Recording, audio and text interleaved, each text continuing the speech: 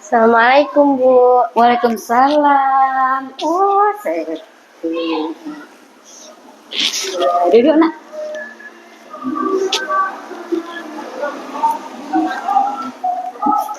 Bagaimana kabarnya hari ini nak? Alhamdulillah baik, Bu. Alhamdulillah ya. Kamu namanya siapa kan nak? Saya Ega Julianti, Bu, dari kelas 9. Panggil saja Ega, Bu. Apa Ibu ada waktu sekarang? Oh ya tentulah Ega ya. Ibu memang sudah meluangkan waktu untuk Ega ya. Tadi malam wali kelas kamu, Miss Septika, WA Ibu ya. Miss Septika, wali kelasnya WA Ibu, beliau mengatakan kalau kamu sepertinya ingin curhat, menceritakan suatu masalah ya nak ya. Karena saya ingin sekali konseling, Bu. Oh iya. Oke, baik Ega. Kalau memang seperti itu berarti hal tersebut atas keinginanmu sendiri ya nak ya. Ya, atau ada pihak lain yang menyuruhmu ke sini? Oh, tidak, Bu. Hal ini atas keinginan saya sendiri, Bu. Namun, sebelumnya saya pernah mendengar dari Ibu Septi, wali kelas saya, bahwa jika ada siswa yang mengalami permasalahan dan ingin menyelesaikan masalahnya, maka hubungi Ibu saja untuk mendapat bantuan dari guru BK di sekolah ini. Seperti itu, Bu. Oke, baik ya Ega. Apakah sebelumnya kamu sudah pernah konseling atau melakukan proses konseling nak? Belum, Bu. Belum pernah. Belum, Bu. Konseling dalam hal ini merupakan suatu layanan yang membantu konseling ya dalam menghadapi masalah atau sulit dalam mengambil keputusan, sehingga nantinya Ega mampu untuk memecahkan masalah dan mampu mengambil keputusan yang tepat untuk diri Ega. Ibu akan menjelaskan bahwa di sini Ibu sebagai konselor berperan sebagai fasilitator dalam proses layanan bimbingan dan konseling yang berhubungan dengan masalah konseling untuk menemukan jalan keluar dari permasalahan yang Ega hadapi. Sedangkan Ega konseli berperan aktif untuk mengungkapkan masalah sehingga permasalahan tersebut dapat dipecahkan dan menemukan jalan keluarnya. Jadi nanti yang akan mengambil keputusan tersebut adalah Ega sendiri, seperti itu. Iya, Bu, saya akan berusaha aktif dalam proses konseling ini. Tapi, Bu, janji ya tidak akan cerita sama yang lainnya, Bu. Iya, Ega perlu tahu dalam konseling ini nak ya, ada asas kerahasiaan ya. Adapun asas dalam konseling itu ada beberapa diantaranya. Yang pertama, asas kerahasiaan ya. Asas kerahasiaan, apapun yang Ega ceritakan akan Ibu jaga kerahasiaannya. Kemudian yang kedua itu ada asas kesukarelaan. Ya, asas kesukarelaan dalam kegiatan konseling ini Ega lakukan atas dasar kesukarelaan, bukan karena terpaksa atau dipaksa oleh orang lain. Ya, selanjutnya yang ketiga. Yang ketiga itu ada asas kenormatifan. Asas kenormatifan ya, selama mengikuti kegiatan konseling ya, Ega harus sopan, baik dalam bertutur kata ya ataupun dalam bersikap. Dan yang terakhir yaitu yang keempat, asas keterbukaan. Ya, dalam konseling ini, Ega bisa mengungkapkan permasalahan apa yang Ega sedang hadapi secara terbuka. Bagaimana Ega? Apakah Ega sudah lebih mengerti tentang konseling ini, nah? Oh iya, mengerti. Begitu ya, Bu. Baru kali ini saya mendapat informasi tentang konseling. Terima kasih ya, Bu. Baik, rupanya kita perlu diskusi panjang lebar tentang kesulitan Ega ya. Ya, Ibu senang sekali bila Ega bersedia mengungkapkan keluhan-keluhan, kesulitan-kesulitan Ega selama ini. Ya, coba kemukakan permasalahan Ega. Akhir-akhir ini saya merasa bosan, Bu. Jenuh, otot-otot saya kadang suka tegang, pusing, lagi malas beraktivitas. Lelah, Bu, seperti itu. Oh, oke. Sekarang apa yang kamu harapkan dari proses konseling ini, Ega? Saya butuh rileks, Bu. Saya ingin bosan atau jenuh saya ini bisa segera diatasi dan menemukan jalan keluar dari permasalahan ini, Bu. Baik, Ibu senang Ega bersemangat sekali untuk mau menyelesaikan masalah kamu ya, Nak. Kira kegiatan konseling individu hari ini kita sepakati waktunya sampai berapa jam, Nak? 50 menit aja, Bu. Karena setelah ini saya akan ada kegiatan rapat pengurus OSIS, Bu. Oh, oke, baiklah. Kalau seperti itu kita buat kesepakatan waktu ya. Artinya, kalau hari ini dalam waktu 50 menit ya, dalam waktu 50 menit, ini masalah Ega belum selesai. Ya, kita bisa lanjutkan besok atau minggu depan. Bagaimana pendapat Ega tentang waktu yang telah ditetapkan? Apakah Ega setuju, Nak? Iya, Bu, saya setuju. Saya berharap agar masalah saya ini cepat selesai. Baiklah. Sekarang Ega ceritakan kepada Ibu ya, apa yang membuat Ega jenuh atau bosan? Begini, Bu, akhir-akhir ini saya sering tegang, pusing, banyak sekali tugas atau PR di sekolah. Saya merasa bosan belajar, Bu. Kegiatan saya menumpuk, Bu. Mulai dari jam 7 pagi harus belajar di sekolah dan setelah pulang dari sekolah, saya masih harus ikut les disuruh ibu saya karena saya sekarang sudah kelas 9.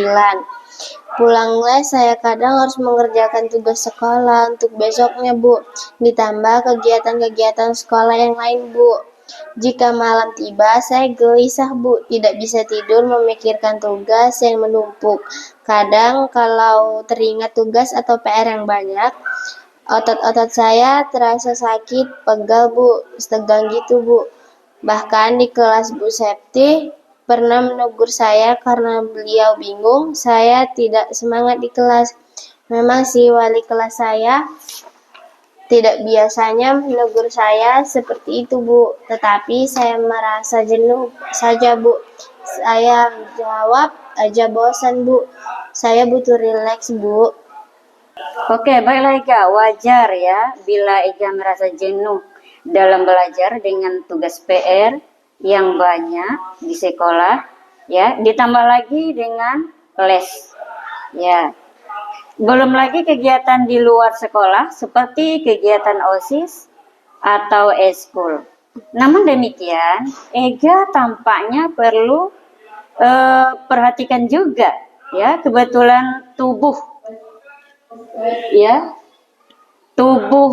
kondisi fisik ya serta kondisi jasmani Ega. Ya, maksud Ibu Ega perlu mengatur strategi kebosanan dengan sesekali rileks gitu.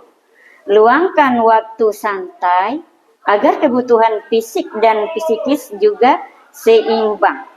Ya, juga seimbang lah untuk diri sendiri ya seperti itu. Ya, Bu, saya sepertinya perlu waktu untuk rileks. Terima kasih ya, Bu. Ya, sama-sama Ega. Ya, nampaknya kita sekarang sudah berhasil menemukan masalah Ega yang Diana ya. Ya, yaitu Ega mengalami masalah jenuh dalam belajar. Apa betul seperti itu, Ega? Betul sekali, Bu. Memang itu masalah saya. Iya, baiklah. Kalau seperti itu, sekarang Ibu ingin menjelaskan tujuan konseling agar diskusi kita nanti lebih terarah dan bermakna. Bagaimana pendapat Ega? Baik, Bu. Saya setuju sekali. Ya, terima kasih Ega atas pemahamannya ya nak. Baik, jadi konseling ini bertujuan untuk membantu Ega agar Ega mampu merelaksasi, mengurangi sampai bahkan menghilangkan jenuh belajar pada masalah jenuh belajar yang Ega alami. Misalnya kita ilustrasikan kiri dan kanan. Kiri itu sebelum ya kiri itu sebelum konseling. Ya, kanan itu sesudah konseling. Ya, jadi yang kiri itu kamu sebelum konseling, ya kamu belum menyelesaikan masalah tadi kan?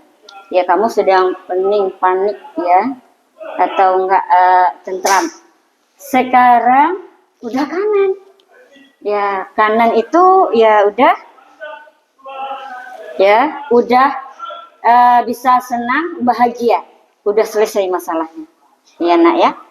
Ya, jadi apa tadi kiri itu sebelum konseling jenuh dengan tugas-tugas PR, kemudian kanan itu sesudah konseling ya menjadi tidak jenuh lagi.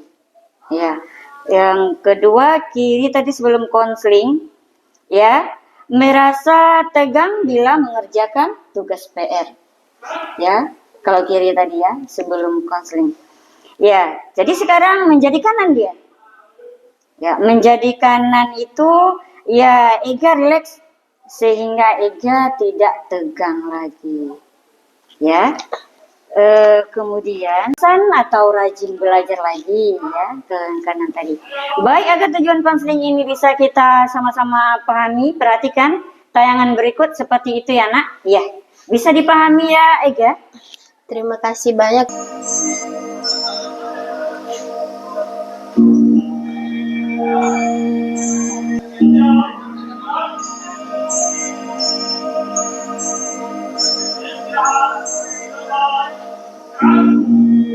Baik Ega, ya kalau boleh Ibu tahu apakah Ega pernah mencoba untuk menghilangkan jenuh dalam belajar yang ada pada diri Ega anak? Sudah, Bu, tetapi saya masih merasa jenuh, Bu. Bosan saja dengan kegiatan yang ini saja.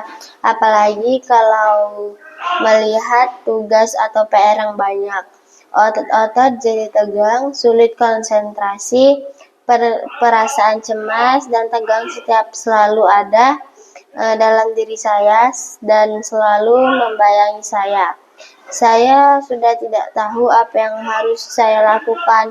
Dapatkah Ibu menunjukkan cara lain untuk mengatasi permasalahan saya ini? Tentu saja ya. Setelah Ibu mendengar cerita dari masalah Ega anak ya Ibu ingin menjelaskan kepada Ega tentang cara atau metode yang perlu Ega pelajari, yaitu cara memecahkan masalah kejenuhan belajar melalui strategi teknik relaksasi otot progresif relaksasi otot progresif adalah latihan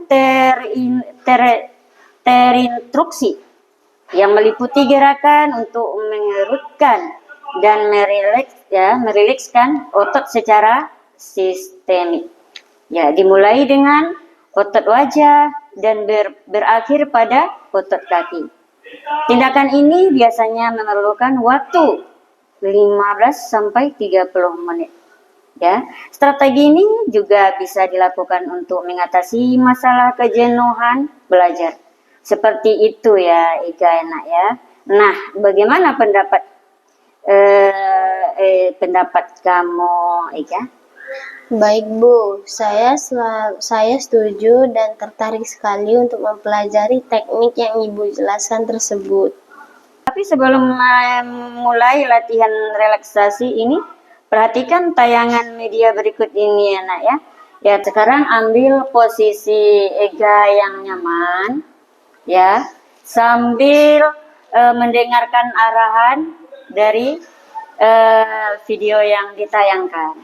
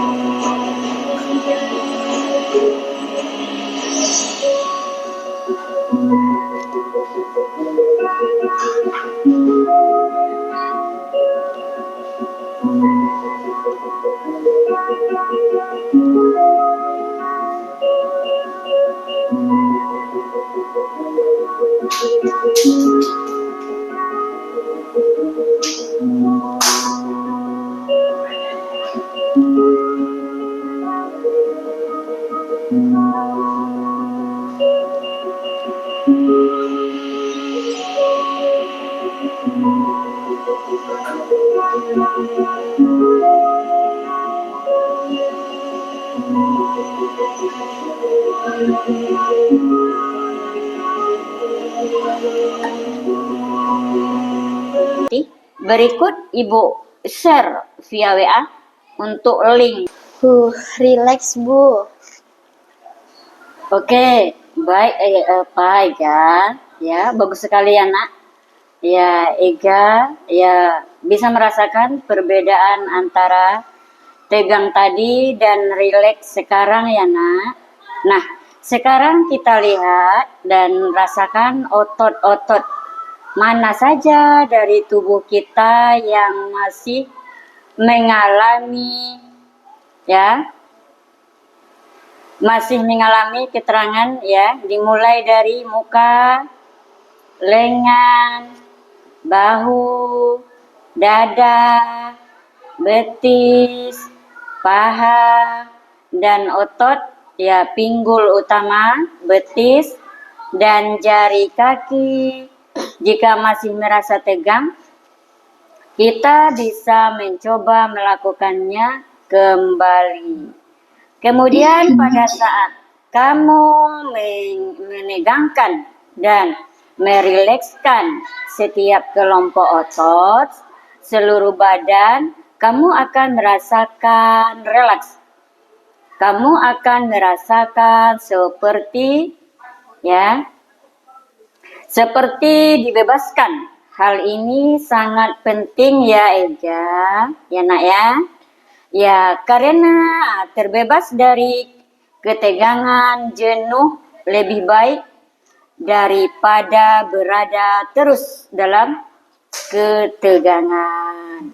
Iya, Bu. Baik, sekarang Ibu ingin Ega nak ya memikirkan tentang skala tegangan antara 0 sampai dengan rileks dan 5 ya, sama dengan belum rileks.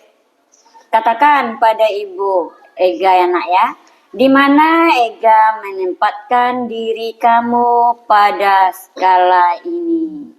Saya berada pada nomor 4, Bu, karena masih ada bagian-bagian yang saya belum sepenuhnya rileks. Baguslah. Tapi bolehkah Ibu tahu bagaimana kesan Ega ya terhadap relaksasi ini? Saya benar-benar merasa rileks, Bu. Tapi kok saya jadi mengantuk ya, Bu? Hehe. Terkesan agak lambat dan bertele-tele. Maaf kalau saya salah ya, Bu. Ya, kesan itu ya memang kesan itu Ega ya memang ada benarnya nak. Karena apa? Karena Ega baru pertama kali melakukannya. Tetapi kalau Ega sudah sering melakukan berulang-ulang, maka akan merasa terlalu singkat. Seperti itu. Nah, apakah Ega mengalami kesulitan pada bagian otot tertentu untuk merilekskannya? Tidak, Bu. Oke. Ega mengingatkan waktu kita sudah mulai habis dan Ega juga sudah belajar melakukan strategi teknik relaksasi otot progresif. Setelah ini Ibu akan mengirimkan video untuk kamu berlatih di rumah. Ya.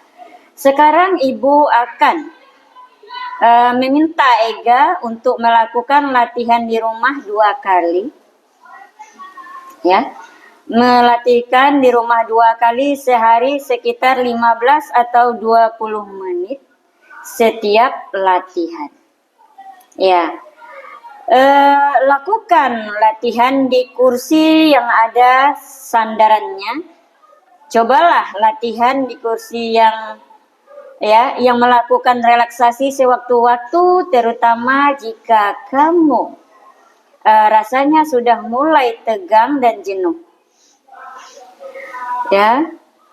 Kemudian buatlah catatan-catatan kecil setiap kamu selesai latihan tentang di mana, kapan, berapa lama waktu, berapa lama kamu melakukan latihan tersebut.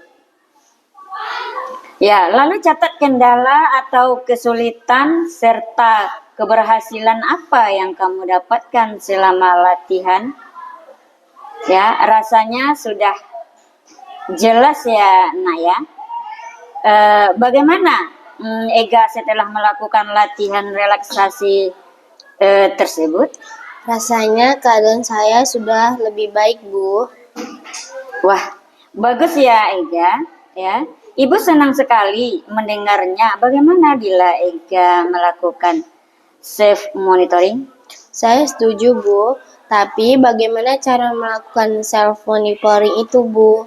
Ya, sekarang Ibu menjelaskan cara melakukan self monitoring setelah Ega belajar dan latihan melaksanakan. Ya, setelah Ega belajar dan latihan melaksanakan strategi relaksasi otot progresif, tentu Ega akan lebih bisa menerima kondisi diri Ega dalam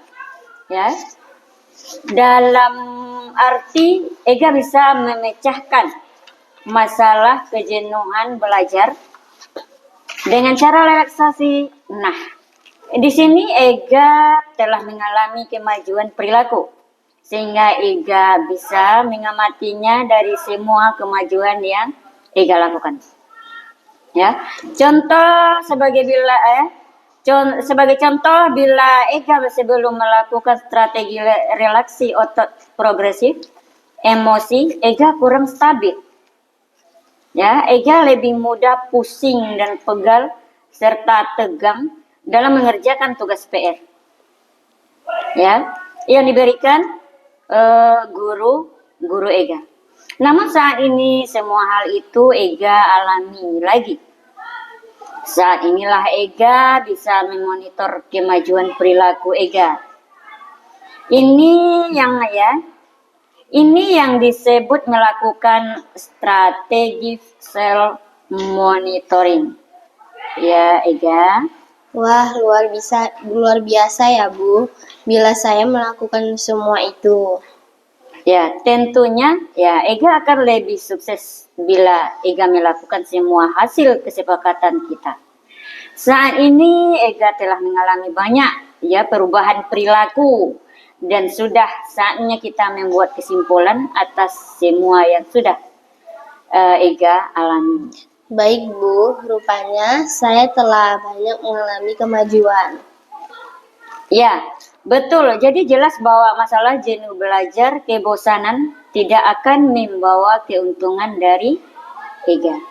Ya, oleh karenanya Ega harus segera keluar dari hal itu, dalam hal ini jenuh belajar, untuk memperoleh kemajuan perilaku.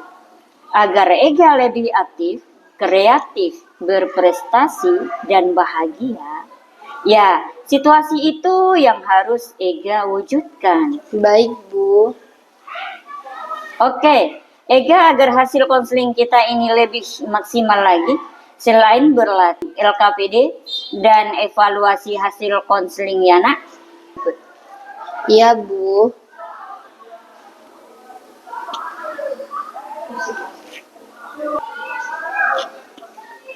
Baiklah Ega, kalau kamu tidak keberatan, kita akan bertemu lagi minggu depan. Ya, untuk membicarakan pengalaman kamu selama berlatih di rumah. Iya, saya setuju, Bu.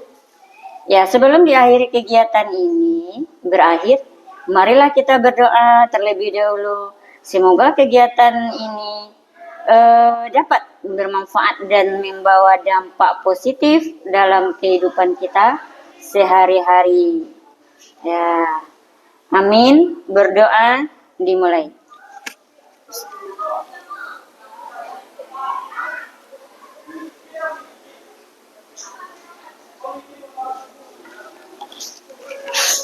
Ya, amin. Ya, berdoa selesai. Untuk hari ini cukup sampai di sini ya. Sampai bertemu lagi minggu depan ya, Ega ya, Nak. Selamat pagi. Selamat pagi, Bu. Terima kasih ya, Bu, atas konselingnya hari ini. Ya, sama-sama Ega. Assalamualaikum warahmatullahi wabarakatuh.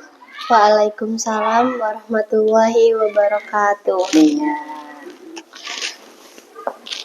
Terima kasih, Nak. Ya, Bu.